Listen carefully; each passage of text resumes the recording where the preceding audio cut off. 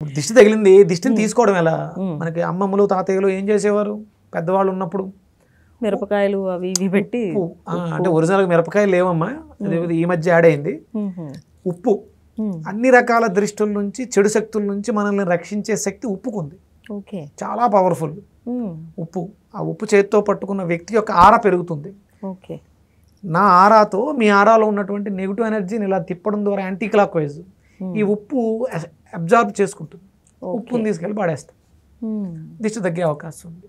Okay, ఇంకా ఏంటంటే మనకి పౌర్ణమికి నదీ స్నానం చేయిస్తారు, సముద్ర స్నానం. సముద్రంలో ఏముంటుంది? ఉప్పు ఉంటుంది. ఉప్పు నీళ్ళకి చెడుని క్లీన్ చేసే శక్తి ఉంది. ఓకే, శక్తి తరంగాలు నెగిటివ్ ఎనర్జీస్ని దూరం చేసేటువంటి పాజిటివ్ ఎనర్జీ ఉప్పు నీళ్ళలోనూ ఉప్పుకి ఎక్కువ ఉంది.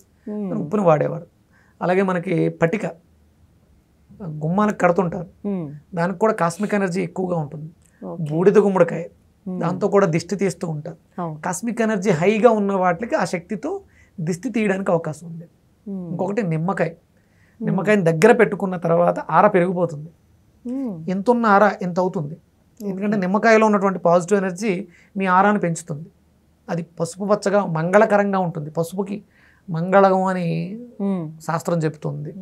అందుకని ఆడవాళ్ళకి కాళ్ళకి పసుపు రాసుకోవడం, మొహానికి పసుపు రాసుకోవడం ద్వారా ఆ వైబ్రేషన్స్ కనిపిస్తాయి.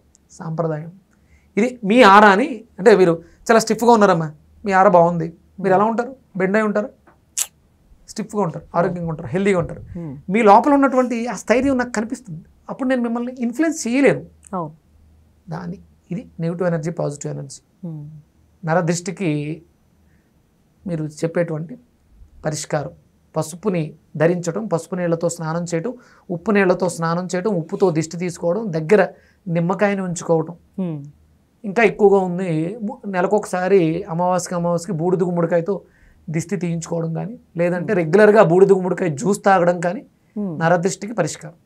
నరదృష్టి గురించి చాలా చక్కగా వివరించారు గురుగారు. నమస్కారం. సూర్యోస్మతి.